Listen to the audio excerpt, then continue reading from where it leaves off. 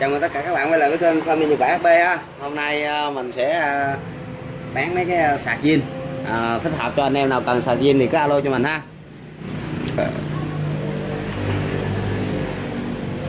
Rồi để bắt tay vào việc luôn. Sạc zin nha. Đây là con sạc Hitachi. Nó có hai loại nha, sạc được hai loại pin luôn nha. Nè, đây bên đây là một pin là một chân bên đây ha. Còn pin loại kia thì mình sạc ở chân đây. Này sạc được hai loại chân. 64 sạc 1 50k. Thử luôn. Đó, trái đèn ha. Nói chung là ở đây sạc còn sống hết nha mọi người. Sạc ở đây mình đã thử hết rồi. Sạc còn sống hết nên mọi người cứ yên tâm ha. Rồi, 64 sạc 2 50k.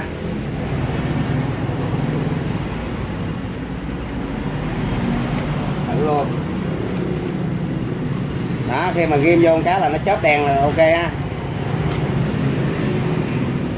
Ở đây mình không có pin thử. Có pin thử mới rồi.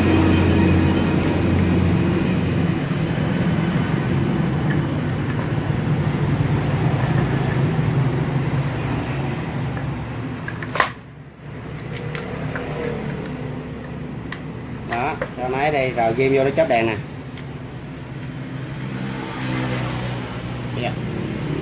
Đó, chớp cái nó tắt ha, khi mà có pin lên cái nó báo đèn đỏ. Con này để sạc pin gì nè, anh em nào có cái loại pin này thì mua về ha. Noma gì nè. Đó, một sạc như thế này và cái lọn như thế này. Đó, nhãn hiệu thế này.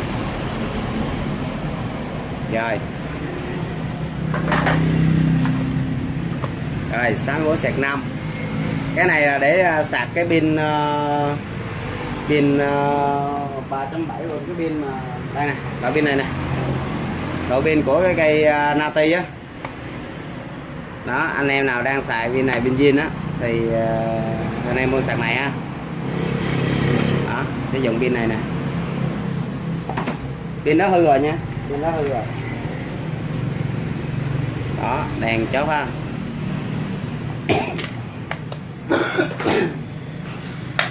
Rồi 64 sạc 4 40k. Cái này là sạc 7V 2 mấy cái máy chân dài nha.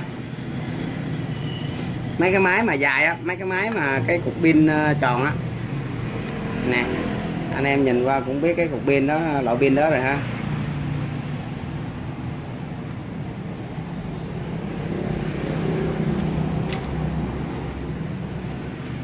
Cái này phải đút pin vô nó mới ấy nha. Cái này mình đã thử rồi nên anh em cứ yên tâm. Đó, đút vô cái đèn nó chớp một cái là nó còn sống ha. Nè, đó rồi ok. 40k. Rồi đây cái cục ai đang xài cái cục pin này nè, mua về ha. Cục pin này là 7V 2 nha. Cục sạc này cho 7V 2 và cục pin này 7V 2 gì Leaflet gì đây nè. Đó, cái này mình phải có pin rồi mình cho các bạn xem pin được. Go.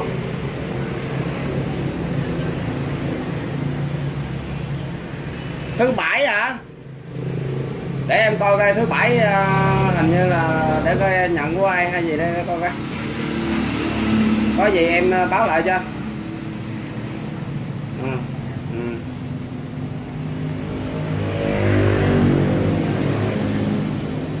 Rồi anh em là xài cục sạc này thì anh em là đang xài pin này thì ấy ha.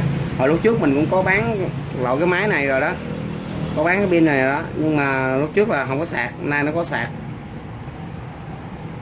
Rồi 50k. Đây là dòng sạc Toshiba. Đây là dòng sạc Toshiba ha. Toshiba 7.2V. Đó, anh em nào cần dòng sạc này thì ok, ghim vô nhận đây. Bỏ pin vô nó mới ấy nha. Nè. Đó, anh em thấy trái đèn ha. Ok.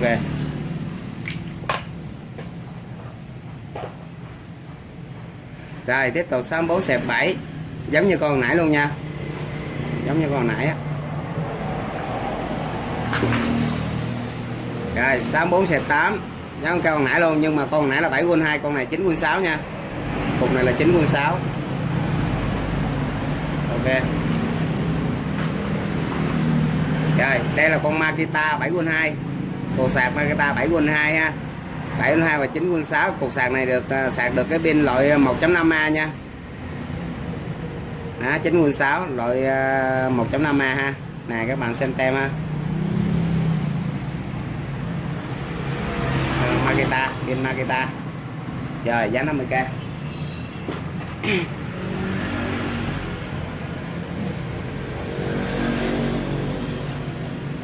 Rồi 64 sạc 10 30k. Cái chân pin bên trong nó có ấy này gì nè. Đó, các bạn nào mà có cái loại pin này thì mua một sạc này về ha. Đó, cái hiệu nó đó. Rồi.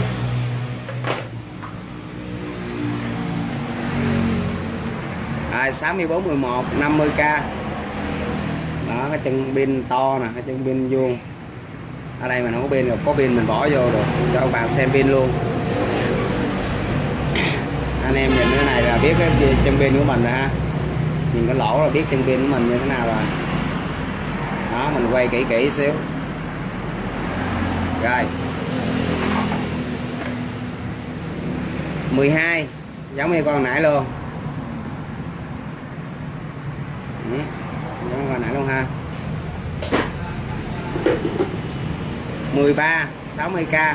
Con này là con Natino. Con này từ 7V2, sạc từ 7V2 đến 12V ha. Con này thì nó có cái quạt gió ở đây, nhưng mà cái nó không có tem ở đây, nó mất cái miếng tem ở đây rồi, vậy là mất sợi dây điện rồi, nên giá 60k ha. Con này Natino nha, Natino từ 7V2 đến 12V, có cái quạt tản nhiệt ở đây. Ok.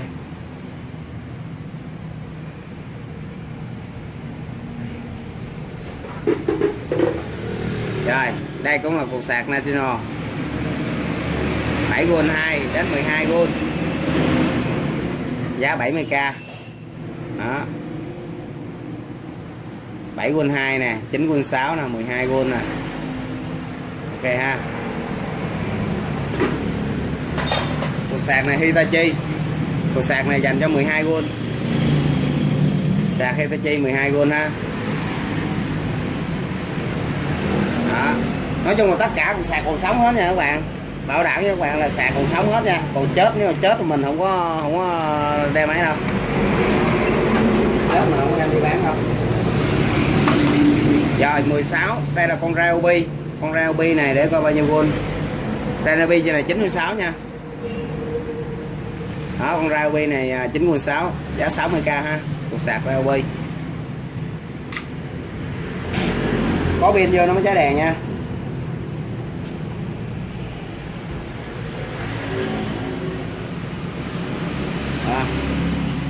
Đó thấy không? Rồi ok. 17 giá 100k. Đây là có cục sạc có con gì vậy đây, cái máy gì đưa quên mất tiêu mẹ rồi. Nè anh em nhìn bên chân pin trong ha.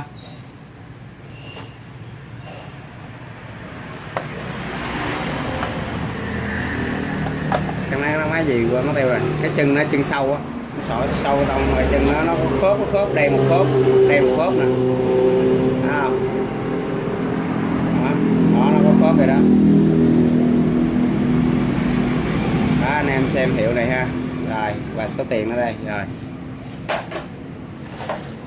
Đây là cục sạc Blaster 12V, số 18 100k ha, 12V nha, Blaster.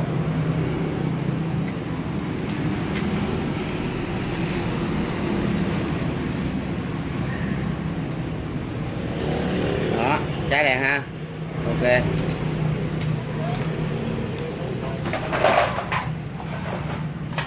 Rồi đây là cục sạc Ryobi 12V.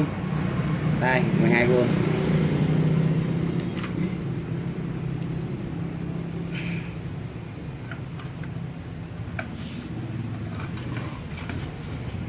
cháy đèn ha.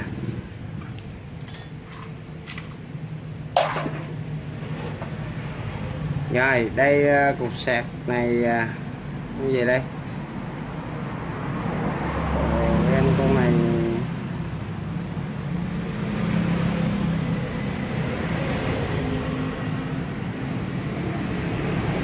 này con máy gì đây, quên mất đây rồi.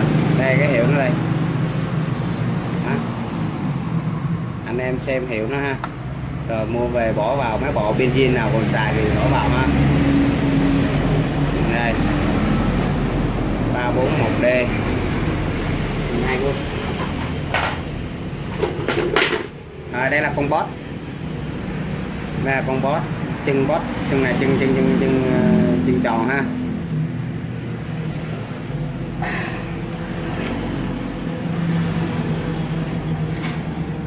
Đó, khi đốt sạc vô nó sẽ cháy màu đỏ.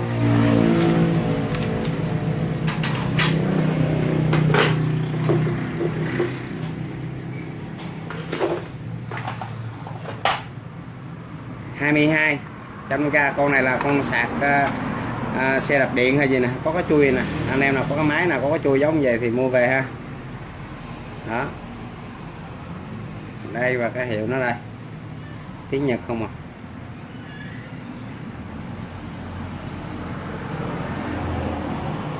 Đó 12V đây.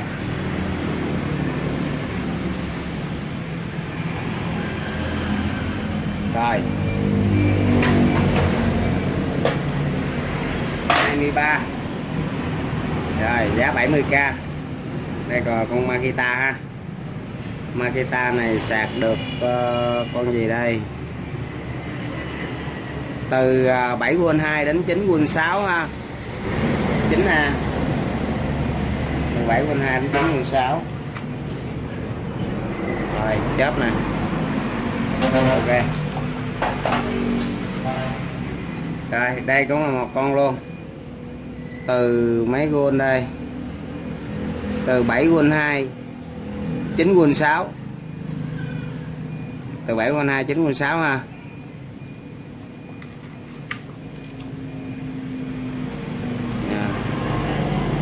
Đó.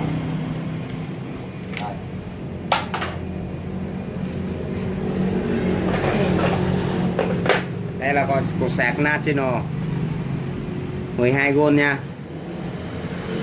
Con này sạc 12V. Con nó sạc được cái rồi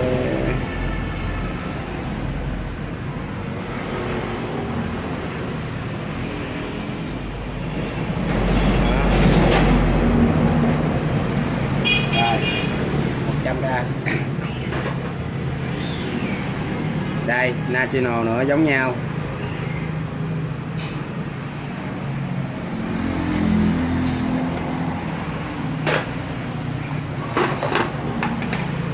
Rồi số 27 100k National.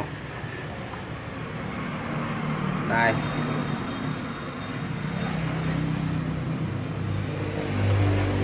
nói chung là sạc này mình thử nó còn chạy được hết nha, nên anh em cứ yên tâm.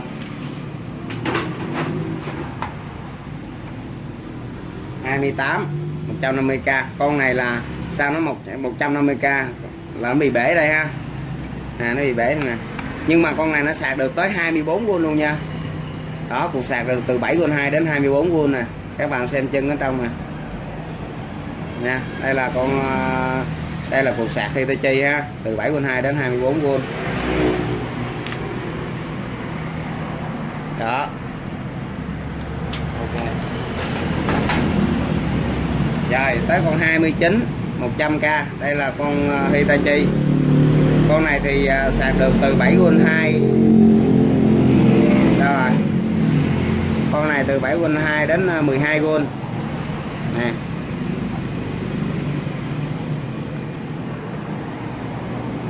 Nè. Bạn xem nè. Đó, 7V2 nè đến 12V nè, 9A ha. Rồi. Con này giá 100k ha. 29. Rồi 69 xẹp 30 70k. Con này 7.2 đến 12V ha. National. Đó. Rồi, đây là một con National 12V, 17.2 đến 12V. Con này nó được sạc hai loại pin luôn ha. Loại hình pin tròn này vào loại pin này. Ok. Mà nó mất dây rồi. Mất dây rồi. Mất dây thôi, để cái này để mình kiếm dây khác mình thay vô cho. Kiếm dây khác mình thay vô cho nha.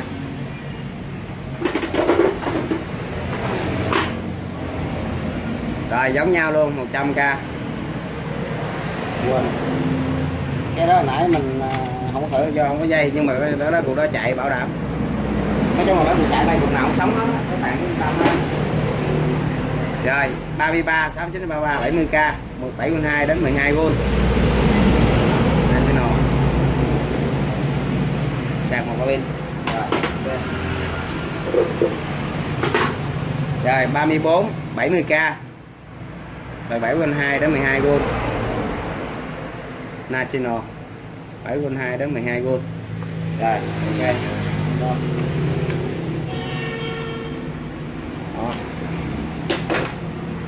Rồi cục này cũng giống nhau luôn, 7.2 đến 12V. Rồi ok. Rồi cái 35 là cũng có số cuối cùng ha. Anh em nào cần sạc zin thì cứ liên hệ với mình nha. Và cái này thì anh em mua trị giá là 250, đơn giá 250 trở lên thì mình mới free ship nha. Còn không thôi mình không free ship nha. 250 trở lên mình free ship. Rồi ok, chào tạm biệt tất cả các bạn nha.